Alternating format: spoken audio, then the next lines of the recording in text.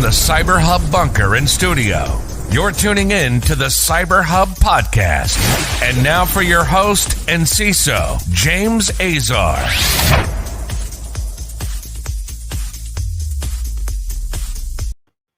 Good morning, everyone. Welcome to today's Practitioner Brief. I am James Azar. I'm your CISO. I'm your host of the show. We are live on Facebook, LinkedIn, and YouTube. Thank you for everyone who is watching us live today. Please make sure to like, subscribe, comment. Let us know. We'll feature your comments actually live on the show as we're doing the show today as well. For those listening after the fact on your favorite podcast listening platform, please make sure to subscribe. Give us a 5-star rating on your favorite podcast listening platform. A lot of news to talk about today. I don't know where to start, but we'll start with the Pulse Secure Zero-Day Flaw that we'll be talking about. Oracle's security fixes, SonicWall's three zero-day flaws, the REvil gang trying to extort Apple, and President Biden's administration with the Department of Energy unveils a 100-day plan to get the ball rolling. Good morning to Spencer, the legendary David Hurtley, and Avishai Avivi. Good morning to you all. Yes, it is too plain of a t-shirt. You know, it's funny. I think Spencer's reading my mind. Right behind me is the shirt I'll be donning tonight on the Tech Town Square. If you haven't donated to the Wounded Warrior Project, please do so now. The link is in the show notes. You're helping support a great cause, getting me out of these black t-shirts into ugly paisley shirts. This ugly paisley shirt was voted on by a few people I mentor. I've got a few more that I've had to order. So, make sure to tune in. Good morning to our LinkedIn user there. So make sure to subscribe to the show there, folks. Today's show is brought to you by our friends over at KnowBe4, Wistic, and Ativo Networks. You can see more about them in the show notes and make sure to check them out. Our ceremonial coffee sip. So for everyone kind of tuning in right now, I know it's morning almost everywhere, or afternoon. You might be enjoying your afternoon tea if you're in Europe or other parts of the world. My double espresso. You guys have to see this foam line. That's a quality espresso. The foam line is quality. That's why Starbucks espressos are essentially junk. That's why sometimes your coffee is really bitter. That foam line is the quality of the coffee. It's really important. Cheers. All right, we got a lot to talk about today. We're going to get right into it. Good morning, David. How's it going, buddy? So let's talk about Pulse Secure Zero-Day Flaw. We're not talking about the old Pulse Secure, the 2019 that had the CVSS score of 10. That was patched in 2019, yet many people have not applied the patch. Or the two other bugs from last year. No, folks, we're talking about a brand new CVE for Pulse Secure. One that CISA is urgently asking people to patch. It's tracked the CVE 2021-2289-3, discovered this month. It's the fourth vulnerability that won't receive a patch until early May, but Pulse Secure says that it's already provided mitigation to a very limited number of customers who are affected. The rated critical severity of CVSS score of 10, the issue is described as an authentication bypass that could allow unauthenticated attackers to execute arbitrary files remotely on the Pulse Connect secure gateway. Security is hard, folks. Security is very, very difficult. This is just proving it. Hello, Gima from Kenya. I love Kenya. I really do. It's an awesome place. So according to FireEye, there are 12 malware families that are currently actively engaged in the exploitation of vulnerable Pulse Secure VPN devices, yet they aren't necessarily related to one another, which suggests that multiple threat actors are responsible for this. We are seeing the emergence of one vulnerability being taken advantage of by multiple threat actors. Predominantly, this is being looked at from a Chinese point of view, and it's significant, folks. So we're looking at UNC 2630, which is likely of Chinese origin, and UNC 2717. So UNC 2717, from what I've seen and doing research about this morning, has some Russian attributes, has some cybercrime attributes, which typically points to Russia almost exclusively. Both FireEye and Pulse Secure advise organizations to evaluate their installation and identify possible compromise, as well as to apply available mitigation. Look, there's significant risk with this to your organization, especially if you're using Pulse Secure. Now, you've had to deal with this over the last 3 years multiple times. So the time's come to really address this significantly. And Pulse Secure really does need to address what are they doing to address this from the root cause of their CI/CD pipeline of launching products with critical vulnerabilities in them. Again, 3 years in a row. So I don't want to be critical of Pulse Secure, but at the same time, we've got to call if there's an elephant in the room, we got to address it. Security is hard, but Pulse Secure, your security product, I think we expect a little higher of a standard. If I'm wrong, comment and let me know, James, you're out of line. But at this point, I find it hard to rush to their defense. This is another critical vulnerability on their behalf with another CVSS score of 10. So I'm less inclined to want to go easy on this one. So let's talk about Oracle, which has now delivered 390 security fixes on their April 2021 CPU update. So Oracle announced the release of 390 security fixes as part of the April 2021 critical patch update, including patches for more than 200 bugs that could be exploited remotely without authentication. 5 feature a CVSS score of 10, folks, 10. So you want to get your Oracle systems patched. This is just not even funny anymore. MySQL, which was also highly impacted, has 49 different vulnerabilities, 10 of which could be exploited remotely without authentication. Fusion middleware and retail applications also received fixes for a large number of security issues. And now this is where your patch management process has to come into play. You've got to identify what creates the most risk for your organization. Where are you the most vulnerable? And it's not always the most critical system. It could be where you have the weakest part of your cyber awareness program. So if you run your cyber awareness program correctly, and you're dividing it by departments, by employees, your ranking, and then you've got kind of like your software inventory, what every single group set does. Understand that when we see these vulnerabilities, when we're patching them, our adversaries see them as well, and they're going to target our most vulnerable employees. So for example, retail employees on an Oracle could be the most vulnerable employees for it.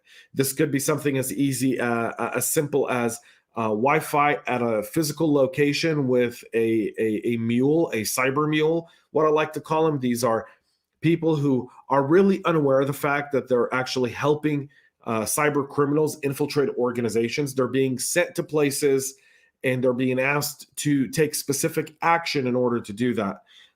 So let's, you want to address that. So you want to identify where your weakest link is and start patching that way going up, because there's other mitigations you can do. Avishai talks that Oracle are really lagging in the whole patching game. They absolutely are. A lot of times they hold these patches for really long because they're trying to test them and make sure it doesn't break anything else critically within the organization. Patching has some significant challenges as well, but you want to patch based on your vulnerabilities and usage and nothing else. So we'll move to our next story here, another big one, which is the SonicWall email security product that's being exploited also in the wild today. So SonicWall's email security product is affected by 3 vulnerabilities that have been exploited in attacks. It took the vendor roughly 2 weeks to start releasing patches, but a public warning about active exploitation came only 25 days after it learned from the attack. Again, FireEye involved in this one as well, where they spotted the vulnerabilities and their active exploitation in March. They warned on Tuesday that the threat actor has been observed exploiting the SonicWall email security flaws to install backdoors, access emails files, and move laterally in the victim's network. For the time being, FireEye hasn't been able to definitively link the attackers to any previously known group, so it's tracking this as UNC26A2, and that's uncategorized since they're unable to prove attribution at this time. This vulnerability is tracked as CVE 2021-20021, and it's a critical issue that allows a remote unauthenticated attacker to create admin accounts by sending specially crafted HTTP requests to the targeted systems. The other vulnerabilities, CVE 2021-20022 and 20023, can be exploited by authenticated attackers to upload arbitrary files, read arbitrary files from the host, respectively. SonicWall says the vulnerabilities impact email security for Windows, as well as hardware and ESXi virtual appliances. Hosted email security is also affected, but this version is patched automatically. In addition to the patches, the vendor has released IPS signatures to detect and block attack attempts. Very important that you get this. If you go to SonicWall's website, you can find all this information as well. And I'll have a link on our website at cyberhubpodcast.com after the fact as well. So REvil gang tried to extort Apple, threatened to sell a bunch of blueprints. And I don't want to get into the gossip part of this story. This was a supply chain attack. They targeted Quanta Computer, which is a leading manufacturer of laptops and Apple Watches and MacBooks and et cetera. And these folks have a long list of customers. They were the ones that were impacted, that in turn impacted Apple. The ransom that they were asking for was $50 million. After the fact, it was $100 million. Quanta never engaged. Quanta never engaged in negotiating this. And it's either because the information that the attackers got was not relevant, meaning it was old and wasn't worth the $50 to $100 million, or they didn't know how to handle it and they figured if they ignore it, it'll go away. Either or, nor Apple nor Quanta are really commenting on this. But here's the risk.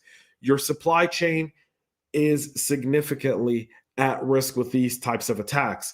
And that's why transparency within security is so critical. Next week, I'm doing a State of Vendor Risk Management podcast on the CISO Talk podcast. And I'm going to have Patrick Benoit and Nick Sorensen on the show. And we're really doing an assessment of the state of vendor risk management. And one of the things we talk about is transparency. And I would urge you to give that a listen, because this right here, this specific case is a blueprint of what we want to talk to our business partners about from a risk perspective. So when you're talking to procurement about, manufacturers, we want to really audit them significantly, and not just with a standard plain Excel, but rather how do we really defend our organization from this? Companies like Apple, HP, Quanta had a bunch of organizations working with them, really Fortune 50 companies, and they still fell victim to this, which, again, security is difficult. So we're not coming to shame them, but at the same time, this has significant supply chain impacts downstream, and something we should all be looking at and considering. Our final story for today is the Biden administration's unveiling a plan to finally defend our electric sectors from cyber attacks. And like everything in this administration, it's a 100-day plan because, well, let's be real. It's 100 days. So there's a 100-day plan to help shore up the U.S. electrical power systems against cyber threats. The plan was rolled out with the private sector and DHS CISA, and is meant to help owners and operators develop more comprehensive approach to detection, mitigation, forensic capabilities, according to the NSC. That's the National Security Council. This is a welcomed development by this administration and the Department of Energy. One thing to be given credit to this administration, politics aside, they've taken cyber extremely, extremely seriously. So put that out there. Thumbs up to that. You don't have to agree with everything, but when something is good, compliment it, say it's good, because at least we can find some common ground and move forward there as well. So we're with an increase of threats. There's a bunch of stuff out here. They're talking about SolarWinds. I think Microsoft Exchange was far more damaging than SolarWinds was. It was the mother of all but Microsoft, and the Microsoft Exchange game was really significant as well. So this is going to, the 100-day plan coincides with the U.S. intelligence community's warning that Russia has been targeting industrial control systems. Chinese are looking at, are doing stuff in India and in the U.S. So we've really got to step up this whole idea. One aspect of this is the Biden administration is revoking the executive order issued by President Trump meant to limit foreign-sourced equipment in the electric sector. We'll see what this means, but if we're creating this plan and then we're buying everything from China, we've got a whole thing coming to us here. So you can contribute to this. They do have, the Department of Energy does have a website set up where they want to hear from the private sector. So please write them and say no equipment from China. Let's manufacture and produce our national grid equipment here in the US or within allied states like Canada, like Mexico, like the UK, Germany, Poland, places where we have a little bit more control over that. Folks, that's it for our practitioner brief today. A few things though. One, I posted the Microsoft Doctrine article on Substack. I urge you to please go read it. The link is in the show notes as well as in the description of this podcast if you're watching it live anywhere. So please go check it out. Let me know what you think of the Microsoft Doctrine. It's first of a series. It's going to be make about 5 or 6 chapters in the book I'll be publishing later this year. So please give it a look as well. ATP Cyber FinTech is next week. The Atlanta Tech Park and CyberHub Summit are coming together to host the Cyber FinTech Conference next week, April 27th. If you're not in Atlanta, it's a hybrid event, so you can be in person and you can get your tickets at atpcyberfintech.com. You see that below, but virtually, you can get your free passes. You can catch my fireside chat with Ron Green, the CISO over at MasterCard. You'll get a preview to that tomorrow on the CISO Talk podcast. I had Sam Phillips on, the VP of Cybersecurity Architecture over at Wells Fargo. You can catch part of that interview last week on CISO Talk, and you can get the whole thing free by going to atpcyberfintech.com and registering there for the event. I'll be hosting the event on Tuesday next week, so you don't want to miss it as well. Folks, that's it for us here today. Make sure to go check it out. Thank you for watching. Thank you for all your comments. Spencer, thank you for the comment on this is great information and great plug about China. Yes, we got to keep warning about China, guys. We have to keep warning about China. China is the greatest threat. Don't be fooled. Don't be confused by all the cloud that's being thrown at Russia. Russia's a threat actor, absolutely, but Russia's the small rat of them all. All right, China is the bigger one, and as long as we're distracted with Russia, China's only going to continue to rise and continue to threaten us. Tonight, 8 p.m., Tech Town Square with Eddie. We're going to be talking about AI and corporate surveillance. You don't want to miss it. So make sure to check that out. Are there any free in-person passes? Only if you're a CISO CIO, please ping me privately, and I'll get you a pass if you're a non-vendor CISO or CIO. So, folks, that's it for us here today. Again, be back next week. Be back tomorrow to wrap up this week as well. Until then, folks, thanks so much for watching and stay cyber safe. We love feedback, so make sure to connect with us on social media and subscribe to our podcast on your favorite podcast listening platform.